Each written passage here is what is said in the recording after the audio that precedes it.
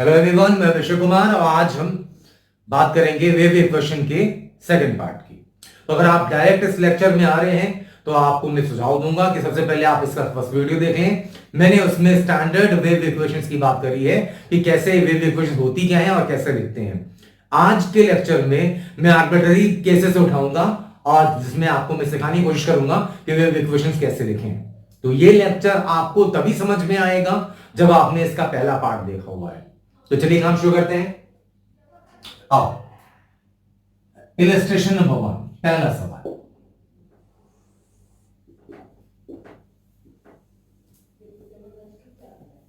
ये wave equation है। मान लो हमने बोला कि ओरिजिन से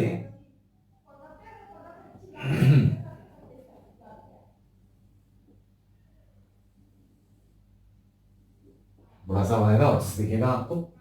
उन्हें बोला कि ओरिजिन से x नॉट डिस्टेंस पे, ओरिजिन से x नॉट डिस्टेंस पे, ध्यान देना अभी तक मैंने पिछली क्लास में स्टैंडर्ड इक्वेशन जो आपको सिखाई तो हर बार मैं ओरिजिन का पार्टिकल चूज कर रहा था, लेकिन मैंने बोला था आपसे कि वेव इक्वेशन का मतलब यह है कि अगर एक पार्टिकल की इक्वेशन हमें मालूम हो तो हम सारे पार्टिकल्स की इक्वेशन लिख सकें, और अगर इस मोटिव में कामयाब हो गए तो फिर वही है आपकी वेव इक्वेशन। तो अब ओरिजिन नहीं, कोई भी पार्टिकल लेते हैं आप। ओरिजिन से x नॉट डिस्टेंस पे जो पार्टिकल है, ये इस पार्टिकल की इक्वेशन दे दी उन्होंने, y is equal to a sine omega t plus five. ध्यान देना, ओरिजिन से x नॉट डिस्टेंस पे उन्होंने बोला कि भैया ये रस्सी पकड़ ली हमने, ये रस्सी पकड़ ली, रस्सी से 1 मीटर की दूरी पे जो पार्टिकल है उसकी इक्वेशन ये रही। तो अब बताओ बाकी पार्टिकल्स कहां होंगी टी टाइम के बाद? तो ये पता है हमें अब चाहिए जनरल वेव इक्वेशन। तो जनरल वेव इक्वेशन मतलब किसी भी x डिस्टेंस का जो पार्टिकल है टी टाइम पे वो कहां है, ये ढूंढना है हमें, है ना। तो हमें इसकी क्वेश्चन है find equation of wave. Question तो टॉपिक ही आपका फाइंड इक्वेशन में, तो क्या लिखूंगा हर सेगमेंट में, हर क्वेश्चन में एक करना है, क्या करना है, इक्वेशन ऑफ वेव लिखनी है जो टॉपिक है आपका। तो ओरिजिन से x नॉट डिस्टेंस, एक पर्टिकुलर डिस्टेंस पे जो पार्टिकल है उसकी इक्वेशन दी थी उन्होंने। अब हमें जनरल इक्वेशन चाहिए, तो ओरिजिन से x डिस्टेंस चले जाएं, दूर बनाया नहीं कि आपको अच्छे से दिखे, यहां पे, और इस पार्टिकल की इक्वेशन है मान लो y, डिस्प्लेसमेंट है y। तो मुझे ये किसी भी टाइम t पर मुझे यही ढूंढना है ना। ओरिजिन, हमें इक्वेशन ऑफ वेव लिखने का मतलब क्या है कि ओरिजिन से x डिस्टेंस पे, मतलब x वेरी करवा के सारे पार्टिकल निकाल सकते हैं अपन। ओरिजिन से x डिस्टेंस पे जो पार्टिकल है उसकी डिस्प्लेसमेंट, ये अभी यहां ही पार्टिकल यहां पहुंच गई है ना, इस वाले पॉइंट पे है पार्टिकल। तो जो डिस्प्लेसमेंट y वही ढूंढनी है मुझे कितनी है। अब जरा ध्यान देना, अब वेव किधर जा रही है बताना पड़ेगा क्वेश्चन में उनको। वेव आ रही है मान लो इस तरह, पॉजिटिव एक्स एक्सिस के नाम, ये क्वेश्चन बताएंगे वरना इक्वेशन चेंज हो जाता है, ये पढ़ा आपने।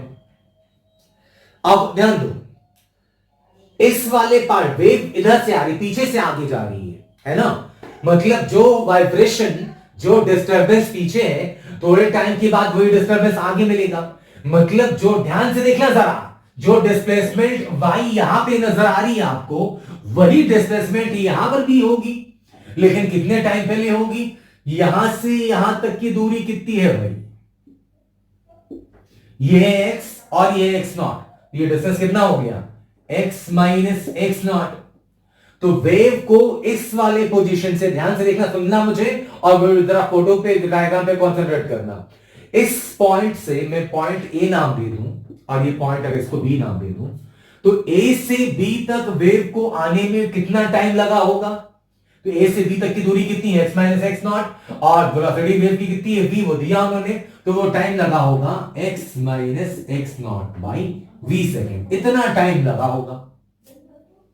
हमारे पास इक्वेशन किसकी है? ए वाले पार्टिकल की। हमें जनरल कोई सा भी पार्टिकल चाहिए, हमें चाहिए y, तो पार्टिकल बी में डिस्प्लेसमेंट है y, वो y चाहिए हमको। अब जो पार्टिकल बी में डिस्प्लेसमेंट है वही डिस्प्लेसमेंट पार्टिकल ए में भी होगा, लेकिन कितने टाइम पहले होगा? टी टाइम पे नहीं होगा, क्योंकि टी टाइम पे तो ये है इक्वेशन, टी टाइम से पहले होगा। कितने टाइम पहले, तो ए से बी आने में कितना टाइम लगा ये, तो टी टाइम से इतने सेकंड पहले, टी टाइम पर इसकी डिस्प्लेसमेंट है वाई, हमें वो वाई चाहिए, टी टाइम पे इसकी इक्वेशन रही ये, तो हमें जो वाई डिस्प्लेसमेंट यहां पर है बी में, वही डिस्प्लेसमेंट होगा ए में, लेकिन टी टाइम पे नहीं होगा, टी टाइम पे तो ये है इसकी इक्वेशन। जो डिस्प्लेसमेंट है वाई बी में, वही डिस्प्लेसमेंट होगी ए में, लेकिन टी से इतने सेकंड पहले। मतलब अगर आप ये y निकालना चाहते हैं तो आप a की इक्वेशन से भी निकाल सकते हैं, लेकिन उसके इक्वेशन में t नहीं रखना पड़ेगा आपको, t माइनस इतना x minus x naught by b second लिखना पड़ेगा। तो इक्वेशन ऑफ वेव क्या आ गई यहां से, इक्वेशन ऑफ वेव आ गई y is equal to a sine omega t minus t की जगह ये x minus x naught by v plus 5 इतने सेकंड पहले ये। अब आप x को वेरी करवा सकते हैं तो कोई भी पार्टिकल मिल जाएगा, किसी भी टाइम पे चाहिए तो t की जो वैल्यू चाहिए वो रख दो तो कोई भी टाइम मिल जाएगा, जिस इंस्टेंट पे चाहिए उस इंस्टेंट पे पार्टिकल कहां है पता चल जाएगा। तो ये रही इक्वेशन। तो देखो बेसिक कॉन्सेप्ट वही है ना जो हमने पिछले लेक्चर में पढ़ा था। मैं इलस्ट्रेशंस अलग अलग उठाऊंगा, लेकिन बेसिक जो कॉन्सेप्ट आपको मैंने पिछले लेक्चर में पढ़ाया देखो वो प्रोपेगेट हो रहा है। इसलिए तो कहते हैं कि थ्योरी अगर स्ट्रांग होगी तो न्यूमेरिकल भी बनेगा। जल्दी से आप इसे नोट कर लें और अगले इलस्ट्रेशन में कोशिश करें आप कि आप खुद बनाए पहले, उसके बाद मेरे सॉल्यूशन से कंपेयर करें। ये रहा आपका नेक्स्ट इलस्ट्रेशन। सवाल है आप इस क्वेश्चन को अटेम्प्ट करें मेरे बताने से पहले। सवाल है कि किसी भी टाइम टी नॉट पे 2 सेकंड 3 सेकंड 4 सेकंड कुछ भी वेव की इक्वेशन ये रही, तो पूछ रहे जनरल इक्वेशन वेव की बताओ। तो जनरल इक्वेशन मतलब कि ओरिजिन से डिस्टेंस x और टाइम t, x और t का फंक्शन होता है वो निकालना है हमें। तो आप इसे पहले अटेम्प्ट करिए, उसके बाद का सॉल्यूशन ये रहा। कह रहे टी नॉट टाइम पे वेव की इक्वेशन है y is equal to a sin kx plus 5। तो पहले वो बना लेते हैं अपन। आर्बिट्रेरी फाई नहीं पता ना तो एग्जैक्ट कर्व नहीं बना सकते, कुछ भी बना लो क्या फर्क पड़ता है। ध्यान दो, ये मान लेते हैं अपन, ये है इक्वेशन, ये रही वेव की इक्वेशन। ये कब है, ये है t is equal to t naught पे जो दिया हमने क्वेश्चन में। क्या है इक्वेशन इसकी, इक्वेशन है y is equal to a sine kx plus 5। ये रही इक्वेशन। कह रहे जनरल टाइम t पे, तो टी नॉट के बाद थोड़े टाइम के बाद वेव डिस्प्लेस हुई होगी आगे, मतलब कुछ ऐसी होगी इक्वेशन इसकी। ग्राफ देखोगे अगर तो, अब मुझे पास 2 मार्कर होनी चाहिए तो मैं काम करता हूं डॉटेड टाइम से बना देता हूं ग्राफ। टी नॉट टाइम पे थोड़े टाइम टी, किसी टाइम टी पे ये ग्राफ ये वेव फॉर्म है। मतलब ऐसा है कि वेव जा रही थी, किसी ने कट से फोटो खींचा, ये फोटो दे दी आपको कि भैया 2 सेकंड पे ये है वेव फोटो, तो जनरल किसी भी टाइम टी पे बताओ कैसी होगी वेव इक्वेशन, कैसी होगी। तो टी नॉट टाइम पे ये है कर्व, तो टाइम टी पे जो कर्व है वो मान लो ऐसी है।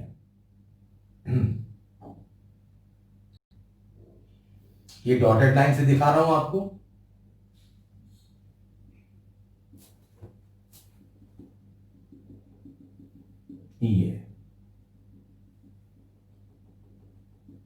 ये कुछ ऐसा ध्यान देना। तो ओरिजिन से x डिस्टेंस चले जाइए, कहीं भी चले जाओ क्या फर्क पड़ता है। ओरिजिन से मैं यहां से x डिस्टेंस आ जाता हूं, कहीं भी आ जाओ कोई फर्क नहीं पड़ता। यहां वाला पार्टिकल, ये पार्टिकल फिलहाल यहां पर है, इसकी डिस्प्लेसमेंट है, अगर नजर ना आए डायग्राम तो जूम करके देख लेना। ये डिस्प्लेसमेंट है y, ध्यान देना। ओरिजिन से हमें जनरल इक्वेशन वेव की चाहिए, तो उसमें क्या क्या हमें मतलब क्या रिक्वायरमेंट है कि ओरिजिन से x डिस्टेंस, ताकि x वेरी करवा के कोई पार्टिकल ढूंढ ले। ओरिजिन से x डिस्टेंस पे t टाइम पे, ये टाइम कितना है कब ग्राफ बना है ये t टाइम पे। तो ओरिजिन से x डिस्टेंस पे t टाइम पे पार्टिकल की जो डिस्प्लेसमेंट y है, यही y चाहिए हमें, वही कहलाती है इक्वेशन ऑफ वेव। अब ये y कैसे निकाले, डॉटेड लाइन की तो इक्वेशन नहीं है हमारे पास, लेकिन ध्यान से देखना जो डिस्प्लेसमेंट y अभी इस कर्व में है, वही डिस्प्लेसमेंट थोड़ी देर पहले इस वाले कर्व में है जो डार्क है ना। लेकिन फर्क है, जो y यहां पर है थोड़े टाइम पहले वही y यहां पर भी है। हमें तो y निकालने से मतलब है, चाहे वो कहीं से आए, हमें डिस्प्लेसमेंट y इवैल्यूएट करनी है। तो इस डॉटेड लाइन जो है वो टी टाइम की कर्व है, जिसकी इक्वेशन तो हमें मालूम है नहीं, हमें y चाहिए। हमारे पास डार्क जो कर्व है टी नॉट टाइम पे, उसकी इक्वेशन मालूम है ना। लेकिन ध्यान दें, जो ये y यहां पर है वही ये y यहां पर है, लेकिन फर्क है। फर्क किसका है? x कोऑर्डिनेट का। यहां से यहां तक की दूरी कितनी होगी? यहां से यहां तक की दूरी निकाल सकते हैं ना आप। यहां ये है टी नॉट टाइम पे और ये y है टी टाइम पे, तो यहां से यहां तक की दूरी कितनी रही होगी? Velocity into time, displacement. तो टाइम कितना? t minus T not. इस डिस्प्लेसमेंट y को यहां से यहां शिफ्ट होने में कितना टाइम लगा? तो ये कर्व है टी टाइम पे, ये y है टी टाइम पे और ये y है टी, ये डार्क वाला कर्व टी नॉट टाइम का है ना। तो ये y है टी नॉट टाइम पे, जूम करके देखना अगर समझ में नहीं दिखाई दे रहा हो तो। ये y है टी नॉट टाइम पे और ये y है टी टाइम पे। तो टी नॉट से टी कितना टाइम डिफरेंस कितना हो गया? T minus T not. तो y यहां से यहां ट्रेवल कर गई, तो ये डिस्टेंस कितनी हो गई? t minus T not. तो हमें इस y को निकालना है। तो यहां से देखिए, अगर तो ये दूरी है x और ये दूरी है vt माइनस टी नॉट, तो अगर डार्क वाले कर्व में यहां से लेकर ओरिजिन से लेकर यहां तक, जहां तक y निकाल रहे हैं, ध्यान दो, ये दूरी कितनी हो गई? यहां तक, ये y के लिए। तो यहां ये पूरी दूरी x और ये दूरी है vt माइनस टी नॉट।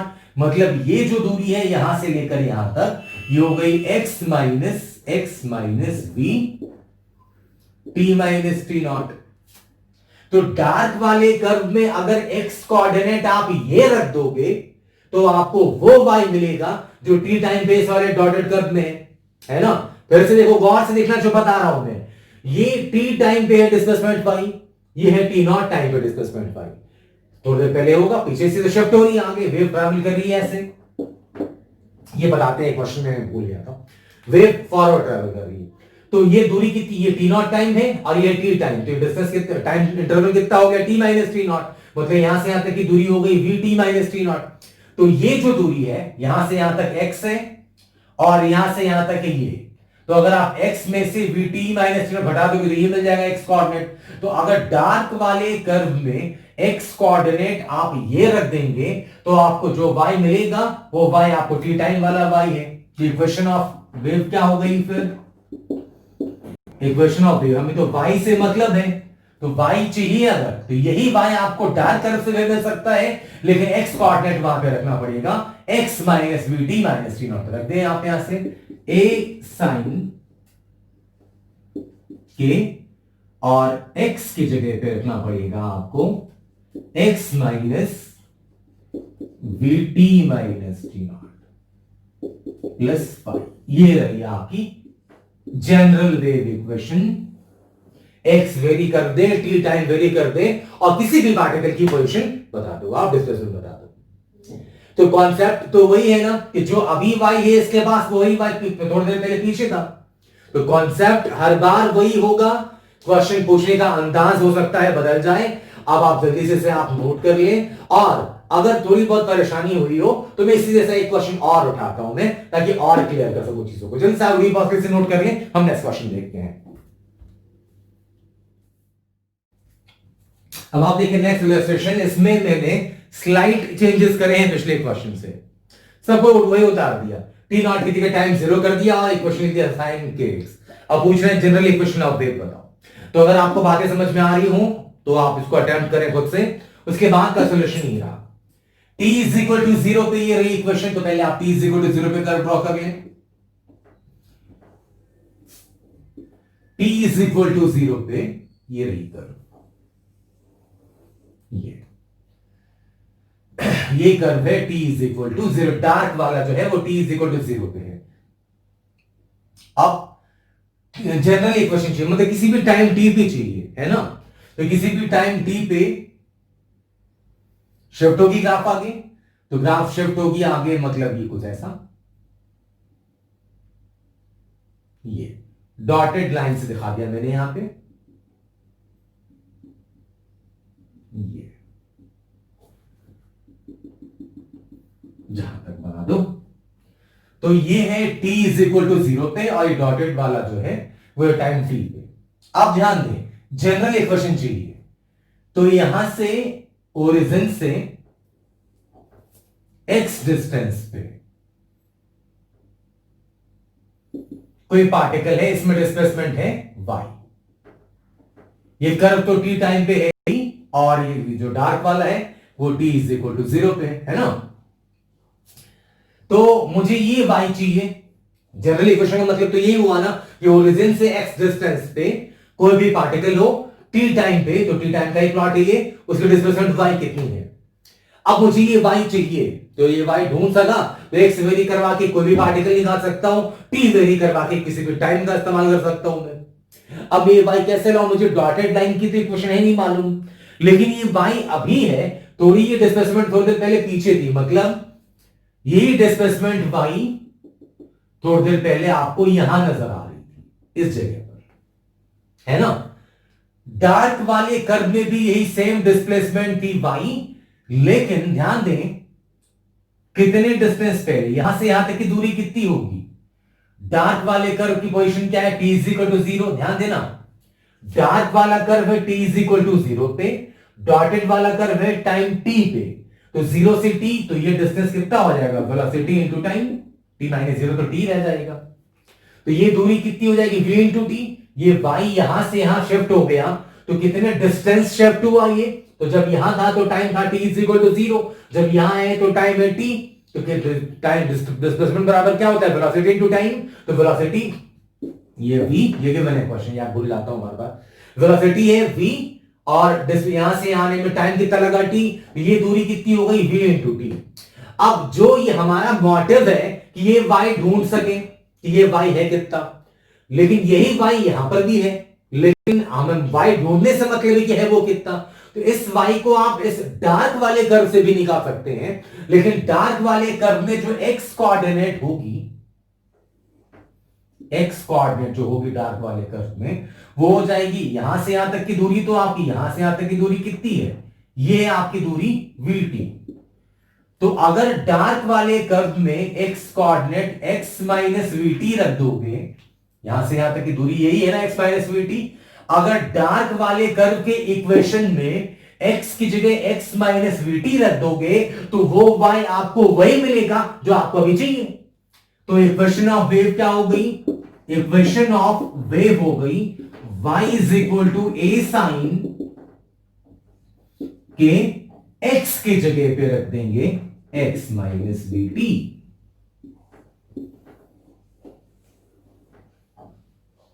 पिछले वाले क्वेश्चन से ज्यादा इजियर था, लेकिन वही एक जैसे पिछले वाले क्वेश्चन में कोई टी नॉट टाइम नहीं लिया, यहां पर इस टाइम की वैल्यू बता दी 0 मैंने, तो यहां से लिख दिया हमने वेव इक्वेशन। तो आई होप आपने जो सॉल्व किया होगा अभी वो यही आंसर आ रहा होगा। अब जल्दी से वीडियो पास करके आप नोट कर लें, अगर कुछ एरर गलती हुई हो तो हम मूव करते हैं अगले इलस्ट्रेशन की तरफ।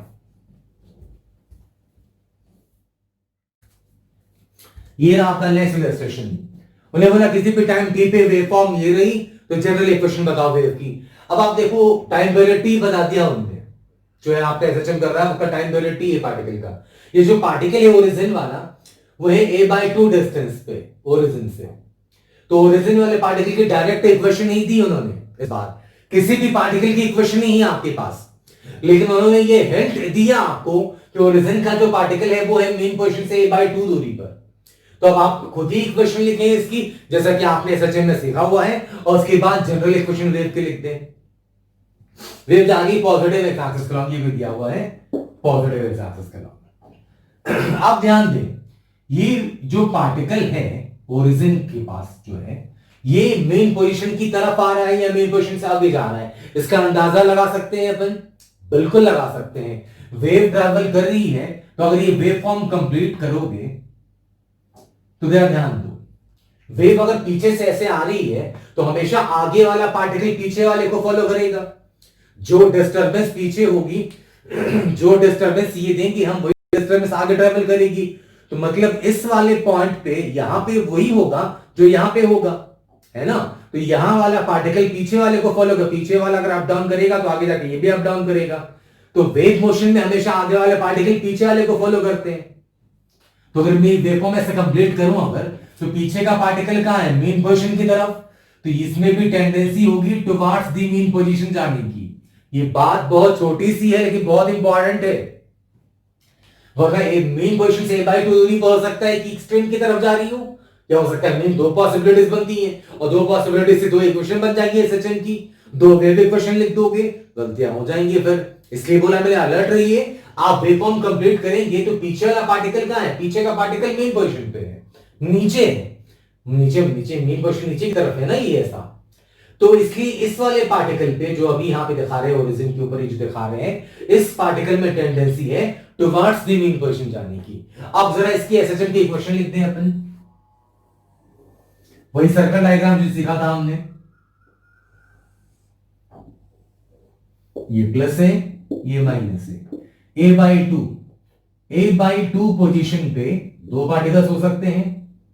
ये एसएचएम में मैंने डिटेल से पढ़ा है इसलिए मैंने बहुत ज्यादा डिटेल में डिस्कस नहीं करना है यहां पे। ये मैं उम्मीद कर रहा हूं कि एसएचएम आप पढ़ चुके हैं, उसके बाद आपने वेव स्टार्ट किया, आप सीक्वेंस वाइज पढ़ रहे हैं, वरना बिना एसएचएम के वेव में बड़ी प्रॉब्लम होगी। एसएचएम की जानकारी बहुत जरूरी है, जैसा कि आप देख रहे होंगे पिछले वाले वीडियो से और इस वाली वीडियो में भी। ध्यान दो इधर, ये पार्टिकल P भी हो सकता है, ये पार्टिकल Q भी हो सकता है। क्लॉकवाइज मोशन लेते हैं P और Q का, पूरे ऐसा लेते हैं ना अपन, सर्कल डायग्राम में आपको सिखाया था। तो क्या ये P हो सकता है, नहीं, क्योंकि P यहां से यहां पहुंचेगा तो इसका प्रोजेक्शन यहां पहुंच जाएगा, फिर ये तो एक्सट्रीम की तरफ जा रहा है तो P नहीं हो सकता, Q हो सकता है पार्टिकल। ये एंगल तो 90 है ही, ये एंगल निकाल सकते हैं क्या अपन, अल्फा निकाल सकते हैं, sine alpha is equal to perpendicular बनाए हाइपोटेन्यूज, परपेंडिकुलर ये रहा आपका,